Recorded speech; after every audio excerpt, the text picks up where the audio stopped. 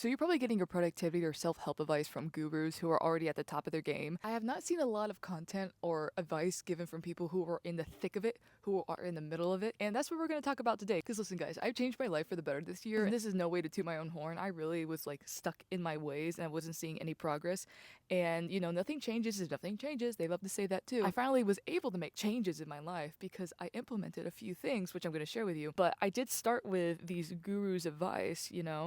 But then there are some things that I learned from just like everyday people or people who were not specialists. Oh, imagine that. That when they shared it, I could tell that they did not think it was profound, but to me, it like just clicked in my brain and was the missing link to the puzzle that I was searching for in order to like change my habits. So I'm going to share that with you right now. Let's get into it. Number one, and the biggest thing that has changed my life recently is the concept of focusing on how much a task takes time rather than how much the task takes effort. For example, sometimes I negotiate with myself, which is so stupid, but I negotiate with myself to not do my skincare at the end of the day. I'm like, oh, it's gonna take so much work. I just wanna go to bed. I stayed up too long. I stayed up past the time that I can start my night routine, so I'm just gonna brush my teeth and call it a day. When I actually look at how much that task, washing my face, actually takes me, less than 5 minutes, guys. It is nothing, but it's everything in terms of like taking care of myself. And you know what? I'm gonna take one for the team and admit it online, okay? Sometimes I'm that way about showers too, especially after like a long day of performing. And I have been in go-go boots for about like 4 hours doing like 2 shows. And I get home at like midnight or at the hotel at midnight.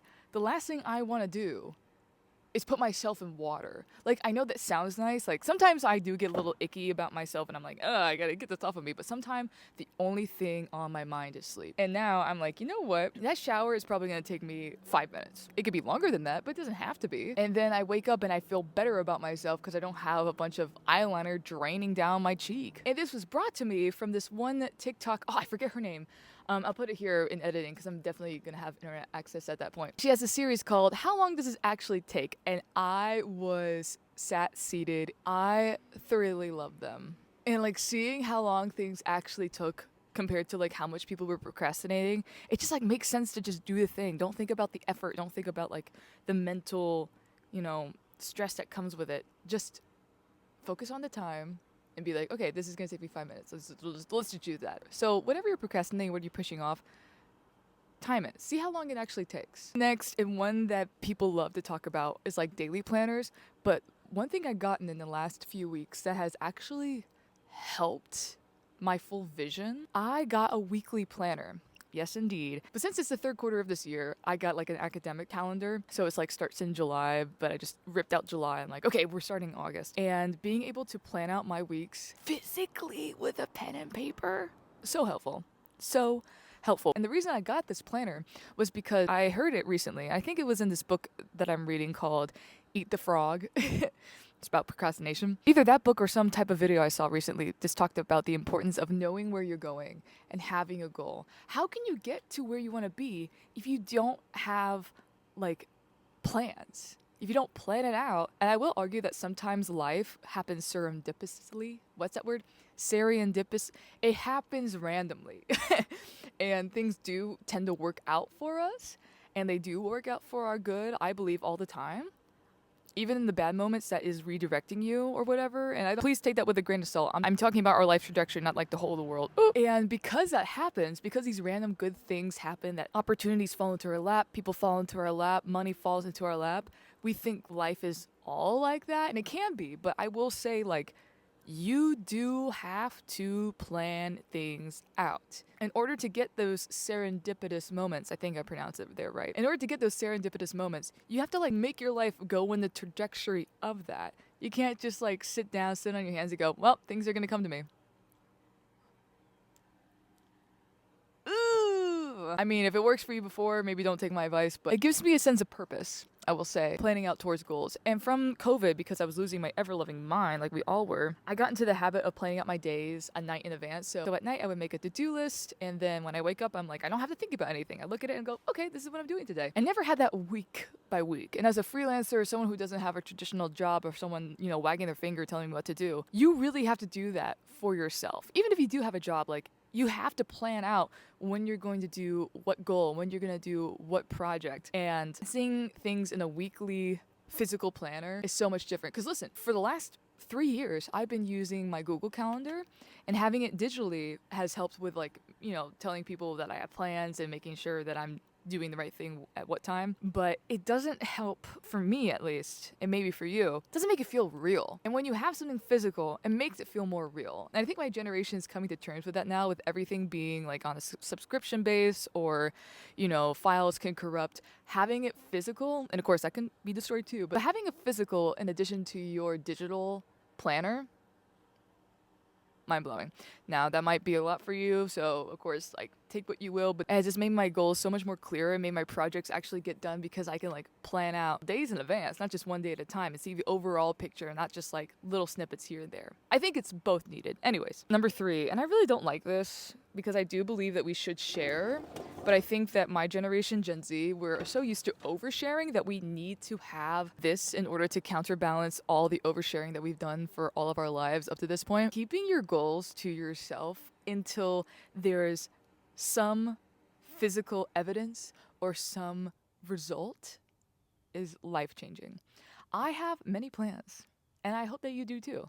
But I have a lot of plans that I have not said a word to a soul about until there's some proof of it. It's less of other people's perception of me and more of, I want to protect this energy that I have around this idea, around this project, that if anyone was to just even react a certain way to it, it makes me feel crestfallen. It makes me feel like, well, I shouldn't do it. And it kind of taints the idea that I have in my brain. And David Lynch said it perfectly when he was like, your best tool as an artist is like your intuition. And when I begin to question my intuition about the things and projects and plans that I have, I find that there's like no way back. And even with people that I think it's safe with, it's not. And that's unfortunate. But as soon as there's a little bit of evidence, I go, hey, this is what I'm doing. And there's so much behind that already that I don't really care what people say too much, because I've already done it. It's already in motion. You can't stop the beat. You can't stop the music. I will say, if you do have those special people in your life, find that person and share it with at least them. Keep it to one person. I have one person in my life that I share my exciting stuff with because I know I'm going to be celebrated and I know it's going to be safe with them, Because sometimes you tell people stuff and they go, oh, that's great. And I know that shouldn't affect us, right? But if it's someone that you care about, you do care about their response.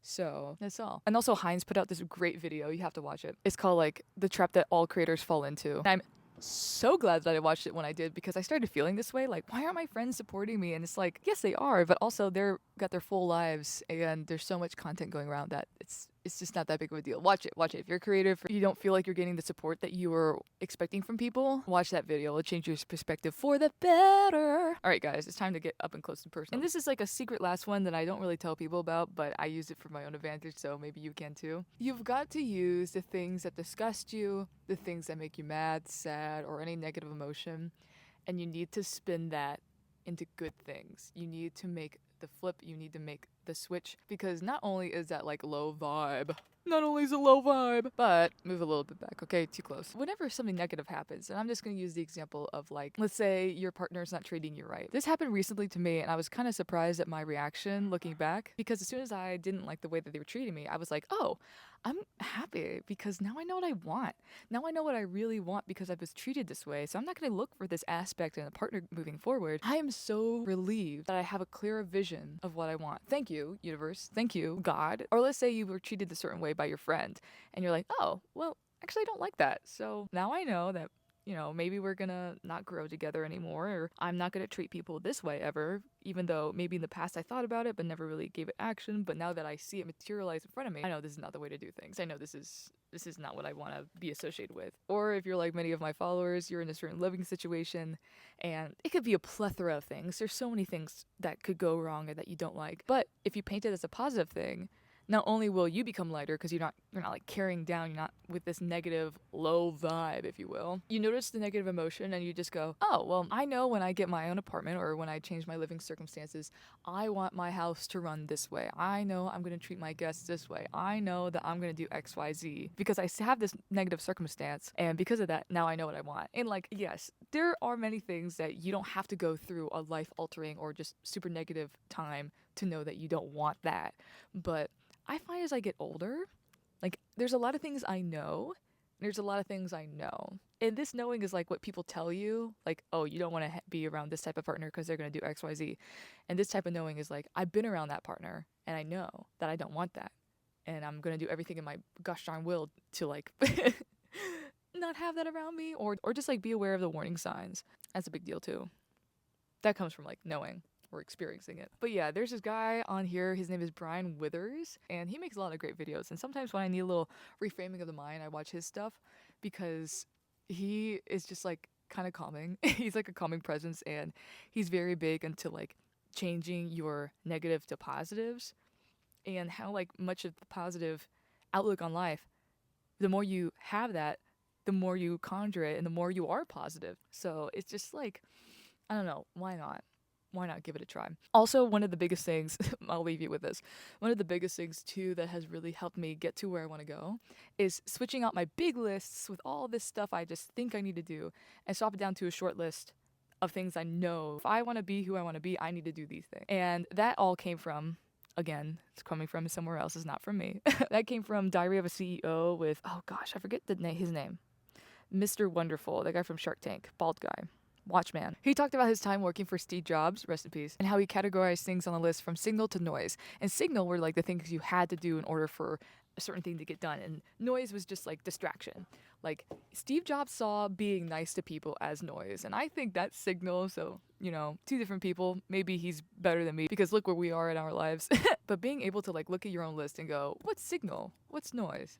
That makes a huge difference and has like really just clarified what is important to me, what are the things that I need to do, and what are the things that are just like distracting me. And also be sure to eat the frog first every single morning. Anyways, guys, I'm gonna wash the sunscreen out of my eyes. Okay, this is painful. Hopefully this helps. See you in the next one.